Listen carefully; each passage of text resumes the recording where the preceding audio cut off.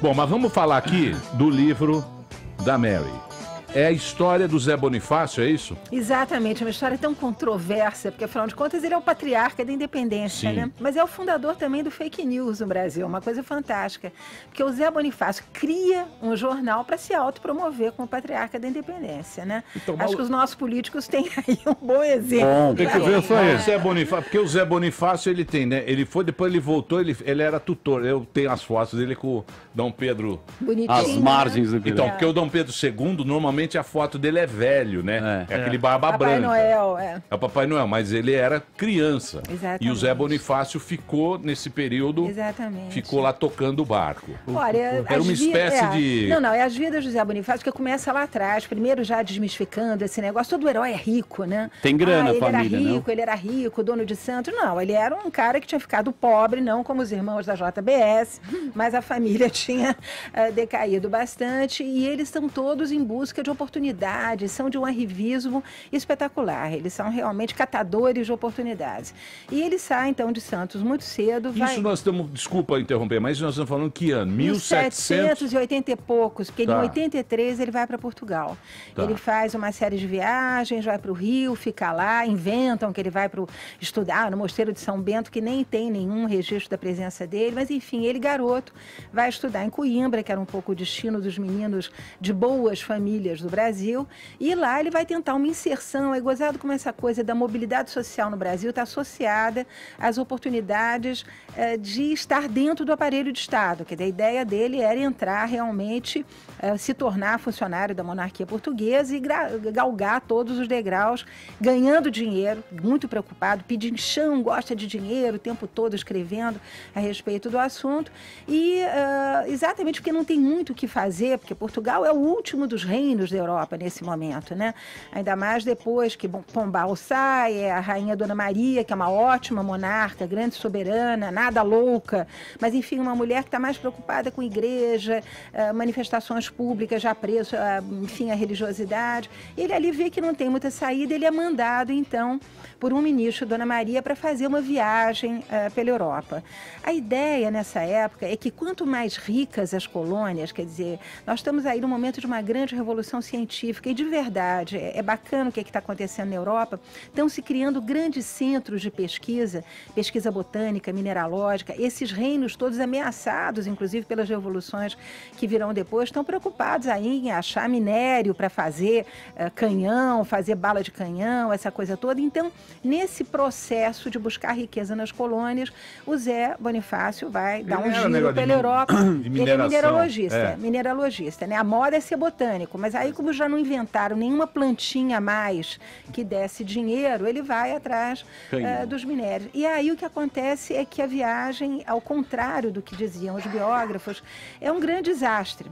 Ele não é reconhecido em lugar nenhum, os biógrafos diziam que ele falava milhares de línguas, meio tati-bitati, em francês e inglês, mas enfim, percorre a Europa sem nunca ter contato realmente com aquelas pessoas que estavam contando na época. Você imagina o Vale do Silício, imagina que você é um cara que inventa o Google, imagina que o José Bonifácio está de passagem ali pelo Vale do Silício, todo mundo acha que ele é o máximo, mas ele não encontra ninguém, né? Nem o dono do Google, nem o dono sei lá, do que mais inventam. Então, a passagem dele pela Europa é uma passagem realmente muito tímida, né? Muito se escreveu sobre ele ter pertencido a um pequeno grupo de geniais criaturas na França, porque ele chega em Paris na época da Revolução Francesa. Então ele vê aquelas carroças com aqueles aristocratas todos e religiosos que vão sendo decapitados, ele toma verdadeiro horror a tudo que é desordem. Daí depois ele trazia para o Brasil, na época da independência, esse projeto de ordem, ordem, ordem sempre. Mas enfim, ele volta a dizer, ele faz ali uma passagem meio desapercebida entre os franceses. Esse grupo, eu fui estudar, não tinha nada de importante, era uma espécie de caco, sabe o que é caco, né? Centro acadêmico, era um caquinho ali de meia dúzia de formados em medicina, com quem ele vai conviver durante um mês, e ele está lá em Paris mais interessado em comprar meias, ir ao cabeleireiro, mochilão, frequentar, né? isso, o próprio mochilão. A Maria Louise Nobre do José Bonifácio, né? Descobriu todas as falcatruas. Mas sabe uma coisa engraçada? A gente está numa época que está se falando muito em imigração de brasileiro, o brasileiro vai para a Europa, tentar sorte, é jovem, grande futuro. Eu, quando comecei a me interessar pelo Zé Bonifácio, eu queria saber exatamente como vive um brasileiro que não é nada, né, representando um país que não era nada, que era Portugal, então, né, na grande Europa que está se desenvolvendo, a Inglaterra nesse momento, em plena Revolução Industrial, a França riquíssima ainda, em suma. E o que a gente vê é que realmente nós temos esse complexo de vira-lata, não é à toa, porque a gente passa por isso. O cara fala que tá trabalhando no Vale do Silício e tá no Starbucks, né? Servindo frappuccino moca. O cara dá um migué. Exatamente, em suma. Aí ele volta para Portugal, se torna uma figura extremamente ressentida. Isso é uma coisa que eu quis trabalhar também, porque todos os meus trabalhos e as minhas biografias, elas procuram mergulhar nesse lado humano. O que a pessoa está sentindo? E aí, o cara vai, né, com aquele combustível todo, achando que vai estourar, que vai ser o rei da cocada preta, e dá tudo errado, e dá mesmo, né? Que aí ele volta para Portugal está indo de mal a pior, ele não consegue botar de pé nenhum dos projetos que ele quer, não consegue ganhar a grana que ele quer, não consegue ter o cargo na monarquia que ele quer, e o mais incrível, gente, é que ele tem uma mentalidade fidalgo, quer dizer, o antigo regime está indo, né, morro abaixo, estão se decapitando os grandes aristocratas na França, mas ele quer ser aquele grande fidalgo, aquele cara que sabe falar bem, que frequenta, né, a aristocracia. Para isso ele se vale da maçonaria, que vai ser uma espécie de chavezinha para ele circular, mas ele realmente não ganha dinheiro e vai ficando cada vez mais atormentado, ressentido. Mas ele achava que esse regime ainda ia continuar? Ele tinha esperança disso ou ele já viu pela experiência dele na Europa? Ele faz aí um texto de louvação a Dona Maria. Dom João VI ele chama de burro, depois vai chamar João Burro, depois ele vai chamar... Professora, eu tenho uma dúvida. Diga. O meu livro aqui, Traidores da Pátria, mostra um sistema brasileiro muito antigo. O cara se aproxima do Estado, no caso o BNDES, fica rico às custas do Estado e faz o que quiser. Que é uma coisa diferente do sistema americano, em que se diz do it yourself, faça você mesmo. Como José Bonifácio pensava a relação iniciativa privada-Estado, ele seria capaz hoje de tomar um dinheiro de um BNDES? Olha, eu acho que se com propina ou sem propina, não sei. Ele gostava muito de dinheiro. Propina é um detalhe, não é um detalhe, né? professor. É um real detalhe. Mas ele, quando volta para São Paulo, né, ele, enfim, amarga lá, vários anos chupando o dedo, sem conseguir fazer absolutamente nada de interessante. Quando ele finalmente consegue licença da rainha para voltar para São Paulo, e aí acontecem muitas coisas assim maquiavélicas que depois a gente pode contar, mas ele resolve propor o que nós chamaríamos hoje de parceria público-privada. Olha que coisa interessante, porque ele amargou o fato, né, de representar um país pobre que não tinha dinheiro para as pesquisas, armazenar aquilo que havia sido pesquisado. É incrível, né? As pesquisas todas que tinham sido feitas pelos portugueses, tanto aqui no norte do Brasil, pelo Alexandre Rodrigues Ferreira, quanto na África, ficam jogadas dentro dos baús, enterrados assim num sótão que não tem como manter aquilo, né? Tanto é que os franceses depois carregam tudo lá para o famoso Jardim do Rei, que depois se chama, enfim, Jardim das Plantas. Mas ele, o que ele quer? Ele quer uma parceria público-privada, querendo que as pessoas que tivessem dinheiro investissem em escolas, investissem em pesquisa, porque ele continua com aquela mentalidade de que o grande império, o Brasil, significaria realmente a mina, né? A caverna do Alibabá do grande império português. Então ele proporia, sim, uma parceria público-privada. Ele propõe isso, né? Escolas, para que as pessoas então aprendam a plantar. E até hoje a gente está com essa história, né? Ele vendeu essa história que a gente está tentando. Não, a história até hoje, desde Zé Bonifácio, o Brasil é um país muito rico, um país maravilhoso. Progresso. A gente acha que o Brasil é um país muito rico. País né? do futuro. Pô, né? mas ele era um articulador. Futuro do pretérito. Mas um bom articulador, né? Ele tinha essa capacidade. Ele não tinha uma relação com o meio ambiente, também negócio de baleia, de extração do óleo, Olha, né? está muito bem lembrado. Ele vai... É interessantíssimo isso, a gente vê como é que se caçava baleia. Eu vi no naquela Google, época, na verdade. Que coisa... Eu sabia até essa Google super honesto, tá? É bom, assim, fui no Wikipédia, eu vi só esse trecho.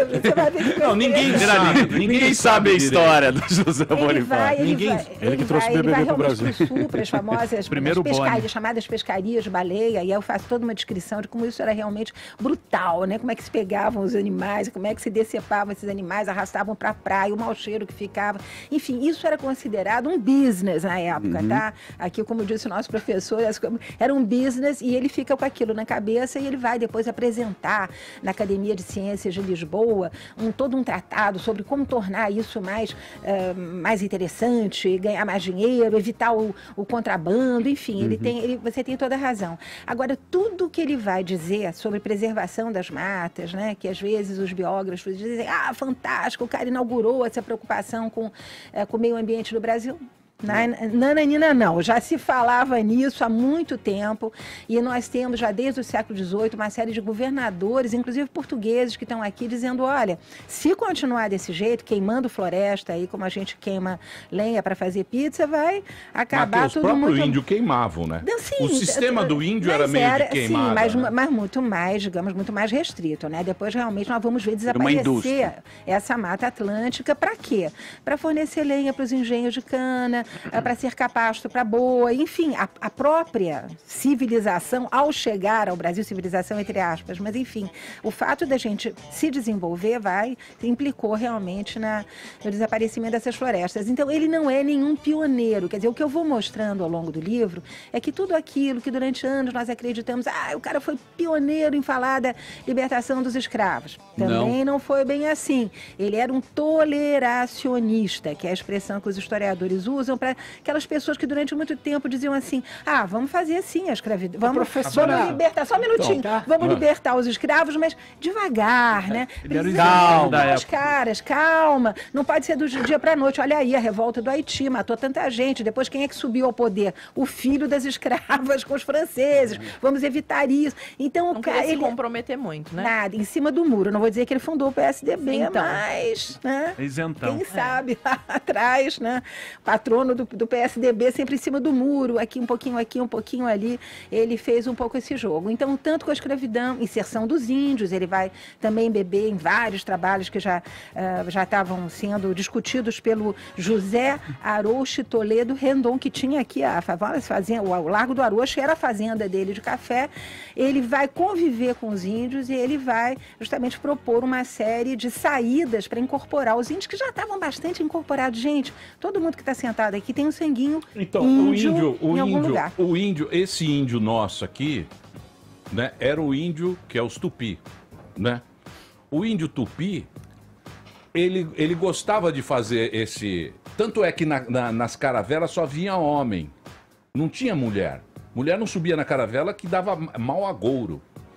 Vinham pra cá e tinham filhos com as índias daqui, que os índios gentilmente cediam aos portugueses. Estou falando com uma bobagem, professor? Não, você está descrevendo um fato, mas eles cediam gentilmente porque eles entendiam que aqueles homens novos que estavam chegando com armas, com instrumentos de trabalho, podiam ser aliados importantíssimos. Então tinha uma lógica... Então essa história que houve uma matança de índio é meio balela, esse negócio. Matou-se muito índio, mas os índios se mataram entre si também. Sim, mas esse negócio que a gente tem até hoje de gostar do estrangeiro, a gente carrega desde o Tupi, desde os índios velhos.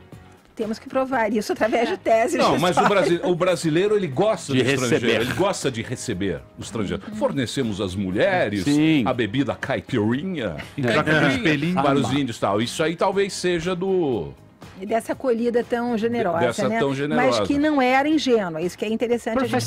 Do índio.